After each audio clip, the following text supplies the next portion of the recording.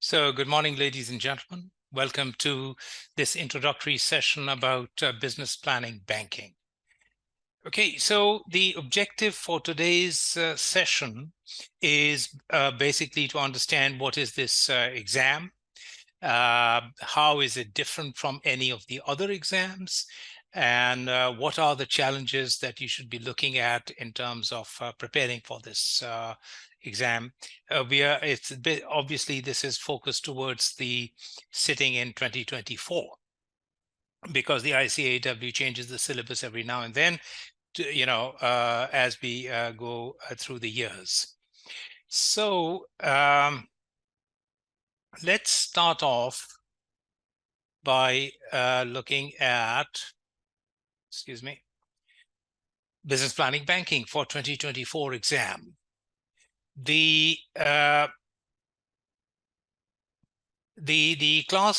classes that we'll be holding here will be, you've already been shared with this live online class schedule, and starting on the 27th of July and going on till the 10th of September for the September exam sitting.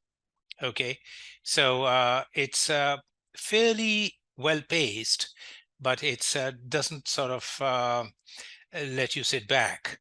Okay, just take note of this exam booking window. It's a very small, it's 1 week. You've got to book your exam, so please do not forget this when it comes to the booking time. All right. So this whole syllabus, if you like, is basically broken up by chapter from the ICAEW workbook, and we're going to be using essentially this OneNote notebook that basically covers all the syllabus that you're likely to be examined on. So you will have a link to this workbook, so you can follow along. Even after the lectures are over, you can follow along and work through using these workbook. Of course, this will always be updated in real time, so you can always see the latest contents in this OneNote notebook. Okay, the nature of this exam is not very different from any of the other business planning papers. Of course, this is at the professional level, and this is one of the last professional level exams before you enter into your into the advanced level papers like corporate reporting and SPM and the likes of it. So as you can see here, the business planning paper is a planning paper, and it is therefore pitched at a relatively high level. You really don't need to do as many calculations as you had to do in, for example, in financial accounting and reporting, or in FM or TC or things like that. So it rather assumes that you know what you did in those knowledge on those other exams, but it expects you to use and apply that information in answering a question. So it had few calculations compared to the other professional papers, and it does draw heavily on your knowledge of financial accounting and reporting, audit and assurance, and to a lesser degree, but it on FM. So there are elements in the exam that assume that you know, for example, what is hedging, using derivatives and so on and so forth. So that assumes that. So if you have done your FM, you'll find it very easy to relate to the risk management questions that talk about using swaps or currency swaps or interest rate swaps, or for that matter, forwards and futures. So yes, it would be a great help if you have done all of these three papers. AA by far is one of the heaviest contributors to this paper, because as you will see here, that the questions are essentially audit type questions, but focused on set in a banking context. The scenario is always a bank. Okay, so that's where it is coming from. As we will see when we review one of the latest exam questions, you'll see that you get a lot of data provided to you in that scenario. And it can be a bit overwhelming if you are not used to seeing that much data. Like typically in your FAR or FM papers, the scenario wouldn't be more than perhaps 1.5 to 2 pages at the most. And it would clearly tell you what they want. In the BPB exam, the scenarios can run into maybe 4 to 5 pages with exhibits and so forth. So you really need to be able to get to the information and get a good handle on it in a short period of time. Lots of data which you are expected to use in giving your answer. So many of the weaker candidates would just focus on the most salient point and just talk about that. That will get you some marks, but it's not going to get you the marks that the examiner intended you to have if you were to have used all the information properly in developing a good enough answer. Like some of the other exam questions, like for example, in your BST, you might find that you have to do some calculations. So you may need to do some calculations in this case, but short and simple. Unless, of course, there is a more of a calculative type question, but overall, is you may need to do some calculations about ratios, like evaluating perhaps a credit application by a company that has provided you with their financial statements. And you may need to calculate things like, I don't know, their current ratio or their gearing or their gross profit percentage and things like that. Many of the times the information is already provided to you, so you just have to use it in your discussion rather than actually do the calculations.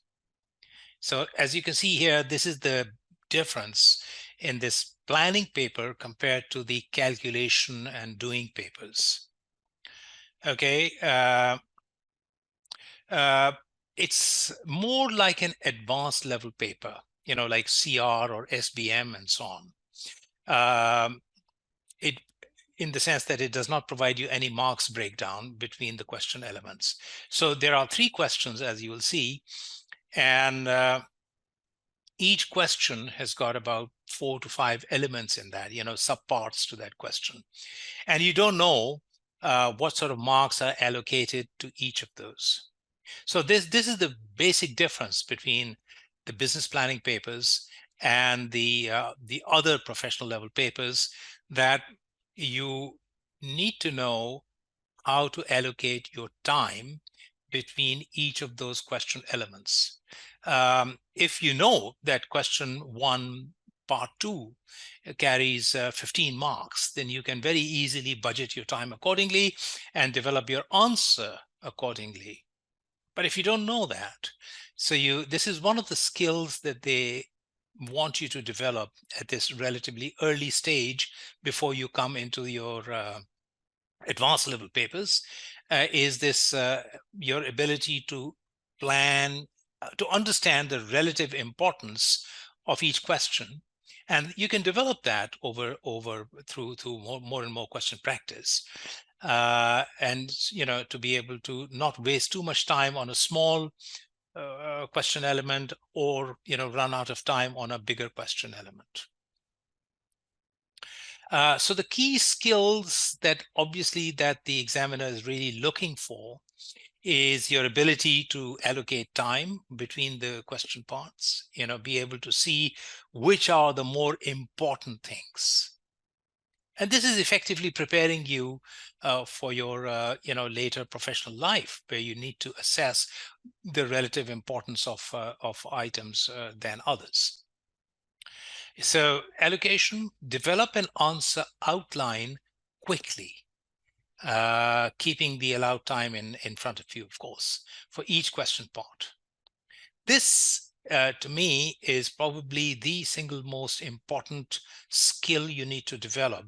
Not only, well, starting from here, but actually you probably would have developed this even from earlier exams, like in a BST, which is requires you to assimilate a lot of information together.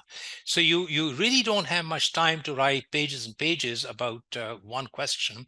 You just need to write enough points, enough relevant points, as you know, referred to in the scenario and as asked in the requirement. So just maybe 4 or 5 subheadings or something for a relatively, say, a 15-mark question is something that you should be able to develop before you start actually writing the answer. You should have, developed a sort of an outline of what you need to do. All right. Keep your calculations simple. You don't really need to get into complex calculations about ratios and so on, because there's nothing hidden in there and does not require you to do that. It does require you to, for example, be able to say, well, what sort of requirements, what sort of calculations do I actually need to do? And you'll see that when you, they give you a table about the loan portfolio and the different types of customers who have got those loans. You may need to then use your judgment to say, well, fine, how can I use that information to answer my question? The fact that it's provided to you doesn't mean that you have to start calculating anything from it, but you need to be able to use your judgment in that respect.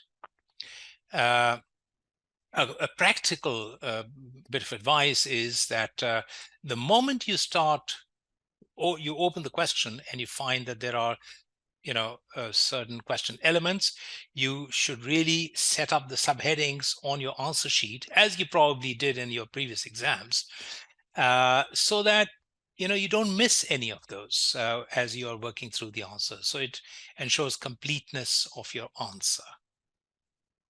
Okay, so this is essentially the business planning paper in its nature, so to speak. The examiner, when they started this, the BPB exam back in, I think it was 2016, that's the first exam that was set. And that's when the examiner said that the whole syllabus, the whole exam will be divided up into 6 question types. 6 question types. And you can then, it helps you to prepare for the for each of those question types. So let's have a look at what these question types are.